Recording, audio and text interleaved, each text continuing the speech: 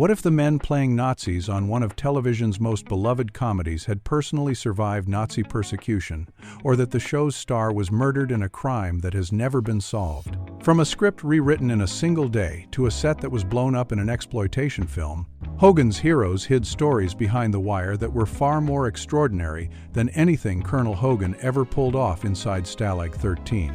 This was a show that looked like simple wartime comedy on the surface, but carried real history, real tragedy, and genuine irony in almost every episode it ever filmed. Here are 15 weird facts about Hogan's Heroes 1965 you didn't know. Fact 15. 4 actors playing Nazis were actually Jewish. One of the most striking ironies in the history of American television played out on the set of Hogan's Heroes every single week, and most of the audience watching at home had no idea.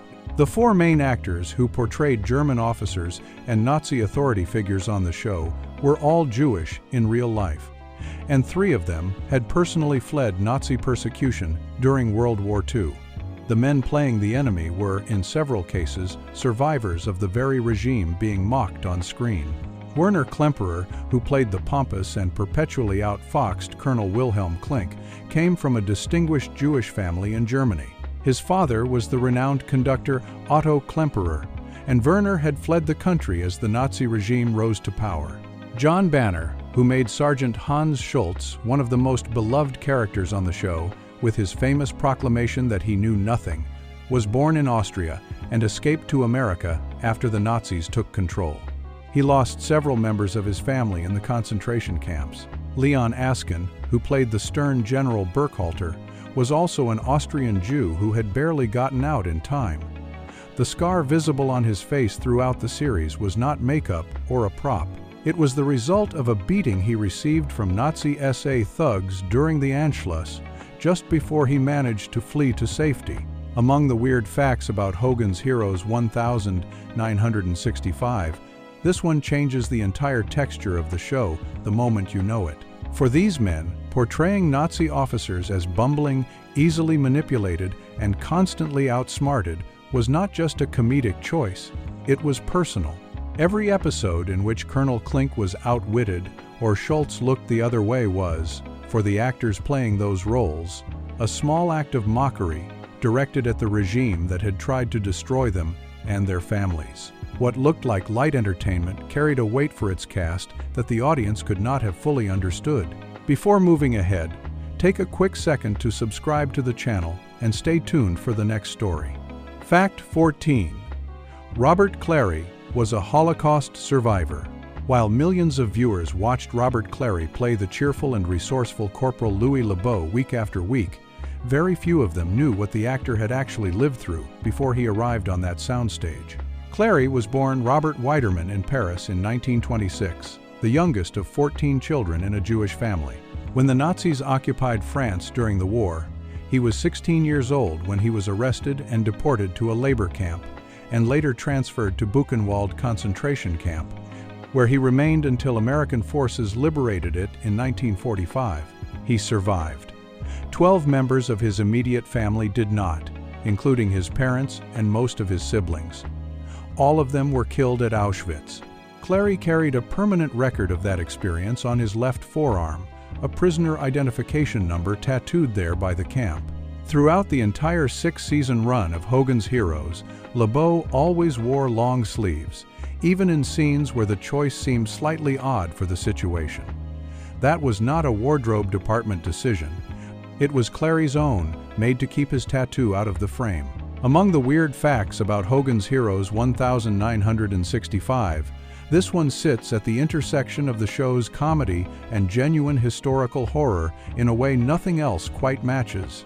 Here was a man who had endured Buchenwald now performing comedy in a fictional German prison camp, surrounded by actors playing the kind of officers who had once controlled his fate. The irony is not comfortable, but Clary never shied from it. He wrote about his experiences in his autobiography, published in 2001, and spoke openly about his past in later years. He never expressed regret about taking the role. He saw the show, as several of his Jewish castmates did, as an opportunity to turn the Nazi regime into something to be laughed at, rather than feared. Playing a man who outsmarted the Germans every week was, for Robert Clary, its own kind of answer to what had been done to his family. Fact 13. The entire premise was rewritten in a single day. The show that became Hogan's Heroes almost had nothing to do with World War II at all. Co-creator Albert S. Ruddy's original concept was set in a modern-day American prison where a group of clever inmates would run covert operations right under the noses of their incompetent guards. The basic comic engine was already there, prisoners outsmarting authority figures, but the historical setting, the German officers, the wartime backdrop, and everything that made the show distinctive did not exist in the first version of the pitch. Everything changed when Ruddy got word that NBC was developing its own sitcom called Campo 44, which was set in an Italian prisoner of war camp during World War II. He was about to be beaten to air with a similar premise by a competing network, and he needed to differentiate his show immediately. According to interviews he gave years later, he sat down and rewrote the entire premise in a single day, moving the setting from a domestic American facility to a German prisoner of war camp called Stalag 13. Among the weird facts about Hogan's Heroes 1965, this one is the most consequential because a single panicked afternoon of rewriting produced one of television's most recognizable shows. Ruddy later said he did not treat the change as a major crisis. He simply made the decision and executed it. The speed of that transformation is striking when you consider how fully realized the Stalag 13 world eventually became across 6 seasons. When Campo 44 finally aired in 1967, it was widely criticized as a copy of Hogan's Heroes, even though NBC had been developing it first. Ruddy's one-day rewrite had beaten them to television and turned into a cultural phenomenon, while the show that technically predated it faded quickly into obscurity. The panic that produced that rewrite turned out to be one of the best things that ever happened to the production. Fact 12. Bob Crane's murder has never been solved. On June 29, 1978, Bob Crane was found beaten to death in his apartment in Scottsdale, Arizona, where he had been performing in a dinner theater production. The star of Hogan's Heroes had been killed with what investigators believed was a camera tripod, and an electrical cord had been tied around his neck. When his co-star arrived for a scheduled meeting and discovered his body, the crime scene was so severe that police initially could not identify him. The investigation that followed revealed details about Crane's private life that shocked people who had known him only as the likable Colonel Hogan. He had developed what would today be described as a sex addiction and had accumulated an extensive collection of videotapes documenting encounters with various women. Suspicion fell quickly on John Henry Carpenter, a video equipment salesman who had been with Crane the night before his death and had reportedly become hostile after Crane told him he wanted to end their friendship. What appeared to be Crane's blood type was found in Carpenter's rental car. Among the weird facts about Hogan's Heroes 1965, this one carries the most weight because it ends in silence rather than resolution. The case went cold for years due to poor handling of the crime scene and the forensic limitations of the era. Carpenter was finally arrested in 1992 and tried 2 years later. The jury acquitted him. One juror said afterward that the verdict could not be based on speculation alone. In 2016, a reporter convinced authorities to apply modern DNA technology to the remaining evidence. One sample belonged to an unknown male. The other was too degraded to process, and the testing destroyed what was left of the physical evidence. Bob Crane's murder remains officially unsolved. With Carpenter and Crane's second wife both now deceased, the people most likely to know what happened in that apartment are gone. The case closed without an answer and has stayed that way. Fact 11. The pilot episode was shot in black and white. When Hogan's Heroes premiered on September 17th, 1,965 viewers tuning in to the very first episode saw something they would never see again in the show's entire run. The pilot, titled The Informer, was shot completely in black and white.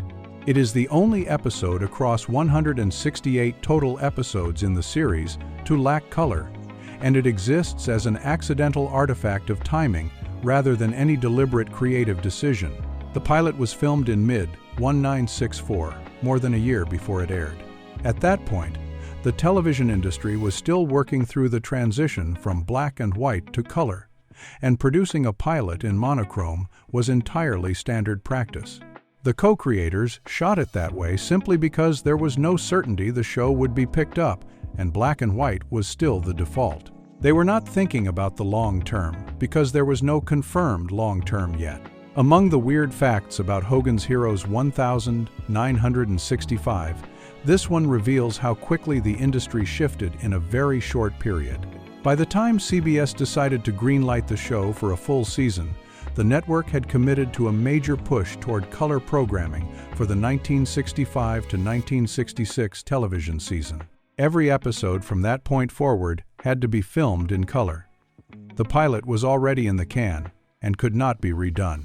The black and white version has an unintended quality that the rest of the series never quite matches. The absence of color gives Stalag 13 a bleaker, more realistic look, something closer to the actual wartime imagery audiences would have recognized from newsreels and documentary footage. Beyond the visual difference, the pilot also featured a steam room beneath the camp and a Russian prisoner character who was supposed to be a series regular but declined to continue after the episode was completed. The show that eventually aired for 6 seasons was in several ways a different version of what that pilot had planned. Fact 10. The marketing tagline was a sarcastic joke nobody wanted. When Bob Crane sat for a newspaper interview in 1965, comedian Stan Freberg was also present and could not resist making a darkly comic observation about the new show. Looking at Crane, Freberg offered what he intended as obvious sarcasm. He said something to the effect that if you liked World War II, you would love Hogan's Heroes.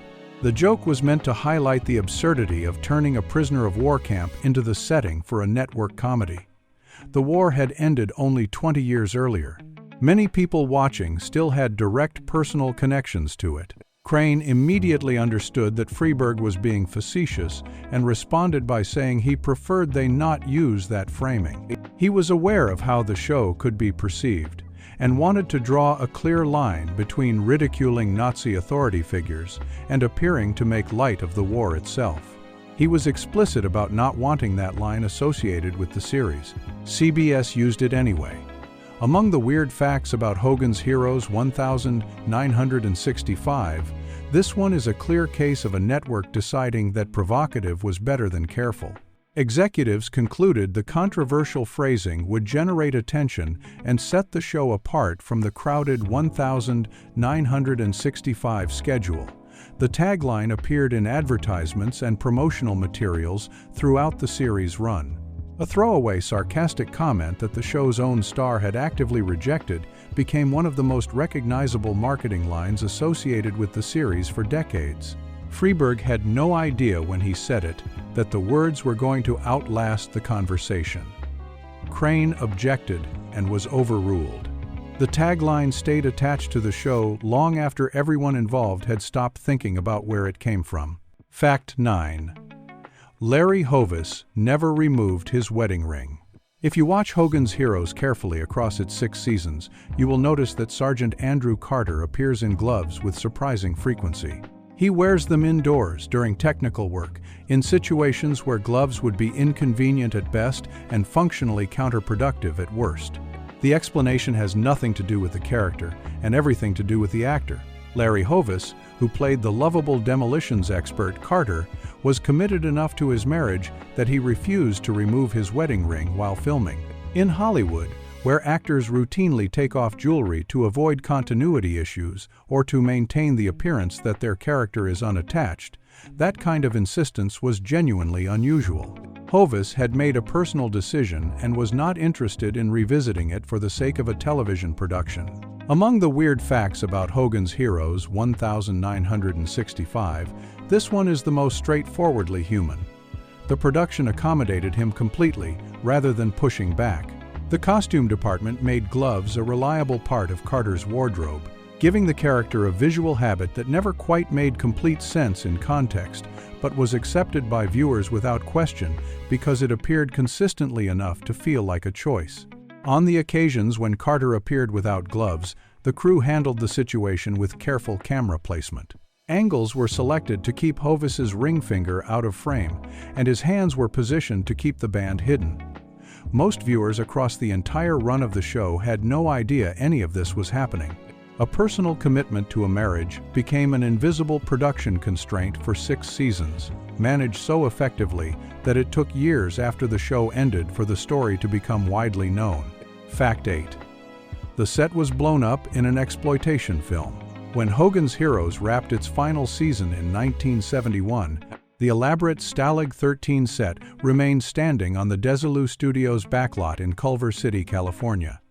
It sat unused for 3 years while the production figured out what to do with it. Guard towers, barracks, fencing, and the physical structures that had housed 6 seasons of comedy were simply left there, gradually weathering under the California sun. In 1974, the producers received a request from the filmmakers behind a low-budget exploitation film called Ilsa, She-Wolf of the SS. The film needed a prisoner of war camp setting for its climactic sequence, and the Hogan's Heroes producers saw a solution to 2 problems at once. Rather than paying to demolish the set themselves, they agreed to let the Ilsa production use Stalag 13 on one condition. The film's script called for the camp to be destroyed in an explosion at the end, which would eliminate the set entirely and save the Hogan's Heroes producers the cost and effort of tearing it down. Among the weird facts about Hogan's Heroes 1965, this ending is the most jarring to sit with. A set that had spent 6 seasons as the backdrop for one of television's most warmly remembered comedies was handed over to a film now regarded as one of the more disturbing exploitation pictures of the 1970s. The irony of that transition is not subtle. The barracks where Hogan had outsmarted Klink, the guard towers where Schultz had proclaimed his ignorance, and the tunnels through which countless fictional escapes had been staged all went up in flames as part of a sequence that had nothing to do with the show's spirit or its history. It was a practical transaction that cleared a backlot. The set that had brought the show to life for nearly a decade was gone, and its final performance was in a film that could not have been more different from what had filmed there before. Fact 7. The show was canceled while still pulling solid ratings. Hogan's Heroes did not end because audiences stopped watching. It ended because a CBS executive looked at the lineup and decided certain kinds of shows no longer fit the image the network wanted to project. The show was canceled in 1971 while still holding a loyal audience and pulling respectable numbers. And the decision was part of a broader purge of programming that affected multiple shows simultaneously, regardless of their ratings performance. CBS President Fred Silverman had concluded that the network needed to attract younger, more urban viewers to satisfy advertisers, and that meant clearing out shows associated with older or rural audiences. The strategy became known informally as the Rural Purge. Shows like the Beverly Hillbillies and Green Acres were the primary targets, but the wave was wide enough to sweep up Hogan's Heroes along with them. Even though A Prisoner of War Camp in Germany bore no obvious connection to rural American comedy. Among the weird facts about Hogan's Heroes 1965, this cancellation is the most frustrating because of how it was handled. The cast and crew were on hiatus between seasons when the decision came down. There was no warning and no opportunity to film a proper finale. The last episode that aired, a routine installment called Rockets or Romance, was simply the last one they had produced before the break. It was not written or filmed as a series conclusion. 6 seasons of a show that had entertained millions simply stopped. Colonel Hogan and his team were left inside Stalag 13 with no resolution and no exit. The audience that had followed the series through its entire run never got an ending, and no one involved in the production was given the opportunity to provide one. The story stopped mid-sentence because the network had already moved on to other priorities. Fact 6. It was always winter inside Stalag 13. Before a single episode of Hogan's Heroes was filmed, the producers made a decision that would affect every outdoor scene across the entire 6-season run. It would always be winter at Stalag 13. Snow on the ground, frost on the windows, heavy coats on every character, regardless of what time of year the episode was supposedly set. The season would never change. The temperature would never rise. Winter was permanent. This was not about atmosphere or tone, though the perpetual cold did add a certain bleakness to the camp that supported the drama. The decision was purely practical. By locking the show into a single season, the production could air episodes in any order without viewers noticing weather inconsistencies from one week to the next. Continuity problems that might arise from shifting from summer in one episode to winter in the next were eliminated entirely before they had a chance to occur. Among the weird facts about Hogan's Heroes 1965, this one has the most uncomfortable production reality attached to it. Desilu Studios was located in Culver City, California, where summer temperatures regularly exceed 90 degrees Fahrenheit.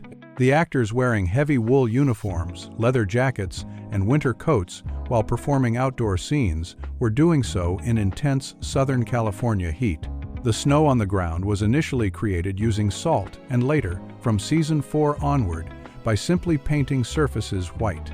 If you watch outdoor scenes carefully, the evidence of the illusion occasionally breaks down. Green foliage is sometimes visible on trees in the background. Actors in supposedly freezing conditions are visibly perspiring in close-up shots. The crew had gotten skilled enough at maintaining the illusion that most viewers never caught it, but the seams are there for anyone looking. The cast spent 6 years pretending to be cold in one of the warmer filming locations in California. Fact 5. Richard Dawson auditioned for the wrong role. When Richard Dawson first walked into the audition for Hogan's Heroes, he had his sights on playing Colonel Robert Hogan, the clever American officer running covert operations from inside the camp. The role was the lead. It was the defining part, and Dawson wanted it. The problem that emerged almost immediately was one he could not overcome through preparation or talent. He could not produce a convincing American accent. No matter how much he worked at it, the British accent came through. The producers could see what they had in Dawson as a performer, the charm, the timing, the natural ease in front of a camera, but they could not put him in the lead role as an American officer when he clearly did not sound like one. Rather than passing on him entirely, they offered him the part of Corporal Peter Newkirk, a British Royal Air Force officer who was part of Hogan's international team of prisoners. Dawson could use his natural voice and make the character feel completely authentic. Among the weird facts about Hogan's Heroes 1965, this casting adjustment produced one of the show's most consistently enjoyable performances. Dawson's first attempt at Newkirk came with a Liverpool accent, the dialect associated with the city the Beatles had recently made famous around the world. Network executives told him American audiences could not follow it. He switched to a Cockney accent, and that version worked perfectly for the character. Dawson later reflected with some amusement that Beatlemania arrived shortly afterward and proved that American audiences could indeed understand Liverpool accents when they were motivated to try. He had been redirected to a different accent for commercial reasons that pop culture promptly made irrelevant. Newkirk became one of the most popular characters on the show, and Dawson carried that warmth and wit into his later career as the host of Family Feud, where he remained a beloved television presence for decades. Fact 4. Frank Sinatra's jacket ended up on Colonel Hogan. The brown leather jacket that Bob Crane wore as Colonel Hogan throughout the entire 6-season run of the show had a history before it ever appeared on a television set. The same A2 flight jacket had been worn by Frank Sinatra in the 1965 World War II film Von Ryan's Express, where Sinatra played an American pilot leading a daring escape from an Italian prisoner of war camp. After filming finished, the jacket moved into the studio wardrobe department, where it was eventually selected for Crane's character when Hogan's Heroes began production the same year. The jacket appeared in nearly every episode across 6 seasons. It became so closely associated with Crane's portrayal of Hogan that most viewers could not have imagined the character without it. The leather varied in apparent color on screen because of the darker shade of cowhide used in authentic A2 jackets, sometimes reading almost black depending on the lighting, which was typical for the actual military issue versions from the war era. Among the weird facts about Hogan's Heroes 1965, this one has a third chapter that gives it a different emotional register. When director Paul Schrader made Autofocus in 2002, a biographical film about Bob Crane's life and his unsolved murder, actor Greg Kinnear wore the same jacket while playing Crane on screen.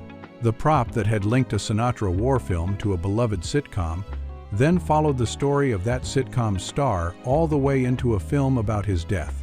One leather jacket connected 3 productions across nearly 4 decades. It moved from a Sinatra film to a 6-season comedy to a true crime biography without anyone planning that arc. It ended up being a more continuous thread through the history of those connected stories than anyone involved could have anticipated when the wardrobe department first pulled it off a rack. Fact 3. A core cast member left and was never explained. If you were watching Hogan's Heroes during its original broadcast run and tuned in for the 6th and final season in 1970, you would have noticed something wrong almost immediately. One of the main characters was simply gone. Sergeant James Kinchlow, the team's communications expert and Hogan's primary second-in-command, had disappeared between seasons without any explanation offered to the audience. The actor who played him, Ivan Dixon, had left the show, and the production had decided that acknowledging his absence was apparently less important than moving forward. Dixon made his decision to leave voluntarily. He had developed a genuine passion for directing during his years on the show and wanted to pursue that path rather than continue playing a role he increasingly felt did not fully use what he had to offer. His daughter later confirmed that while he never regretted playing Kinchlow, he was drawn toward work behind the camera and saw the transition as a natural next step rather than a retreat. Among the weird facts about Hogan's Heroes 1965, this departure is notable because of who it left behind and how the void was filled. The producers brought in a new character named Sergeant Richard Baker, played by Kenneth Washington, to step into essentially the same functional role as radio operator and electronics expert. The last episode of Season 5 featured Kinchlow as usual. The first episode of Season 6 introduced Baker as if he had always been part of the team. No one mentioned Kinchlow again. Dixon went on to have a productive directing career, working on The Waltons, Starsky and Hutch, and The Rockford Files, among other series. He also directed 2 significant films during the blaxploitation era of the early 1970s. His exit from the show remains one of the more abrupt cast transitions in the series, and the question of what happened to Kinchlow inside the Stalag 13 universe has never been addressed by the show or its surviving principals. Fact 2. Werner Klemperer had a contract clause that shaped the entire show. When Werner Klemperer was offered the role of Colonel Wilhelm Klink, he did not simply read the script and accept the part. He had a condition, one that was absolute and non-negotiable. Colonel Klink could never be portrayed as competent. He could never be heroic. He had to lose in every episode, every situation, every confrontation. If the writers produced a storyline in which Klink came out ahead or appeared sympathetic to the Nazi cause in any meaningful way, Klemperer would walk away from the production immediately. This was not a performer being difficult about creative control in the usual Hollywood sense. For Klemperer, whose family had fled Nazi Germany and who had grown up watching his father, the conductor Otto Klemperer, build a career that the regime ultimately threatened, this condition was personal. Playing a Nazi character in a comedy was acceptable to him only on the specific terms that the character would be mocked and diminished in every appearance. Among the weird facts about Hogan's Heroes 1965, this contract clause is the one that had the most direct effect on what the show actually became. The producers agreed to his terms, and that agreement became a guiding principle throughout the entire 6-season run. Klink was vain, cowardly, easily manipulated, and perpetually terrified of being sent to the Russian front. He was never allowed a moment of genuine competence or sympathy because the actor playing him would not permit it. Klemperer won 2 Emmy Awards for the performance. The character he built under those constraints pompous and helpless and consistently outfoxed by his own prisoners, became one of the most recognizable comedic figures in 1960s American television. The condition he attached to his employment shaped the entire tone and dynamic of the show around him, and he honored that condition for 6 seasons without ever having to invoke the exit clause he had insisted on placing in his contract. Fact 1. The show used one of only 3 surviving Mercedes in existence. Colonel Klink's German staff car was not a prop vehicle pulled from a General Studio motor pool and dressed up to look period appropriate. The car that appeared throughout Hogan's Heroes was an actual Mercedes-Benz W31 convertible, one of only 3 examples of that model known to have survived World War II. The production team had, somehow, secured access to a genuine piece of automotive history and used it repeatedly across 6 seasons of a network sitcom.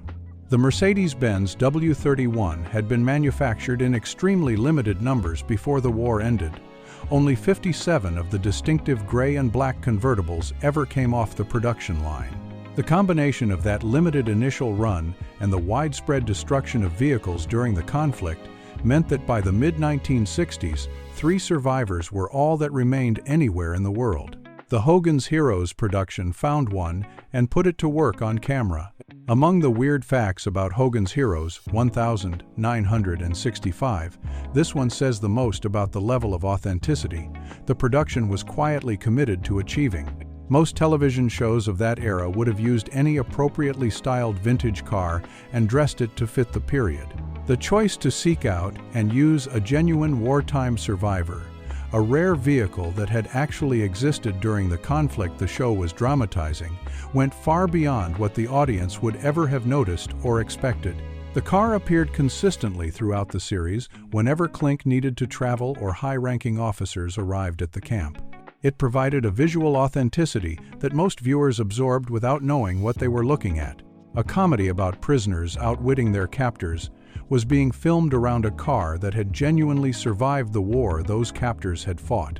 That is a detail that nobody planned to make meaningful, but that sits there in the background of every scene it appears in regardless.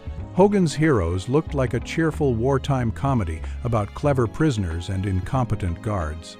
It was also a show built on real history, real survival, and real decisions made by people carrying weight the audience never fully understood. Which of these facts hit you hardest? Tell us in the comments below. And if you want more stories like this, subscribe to the channel and hit the notification bell so you never miss one.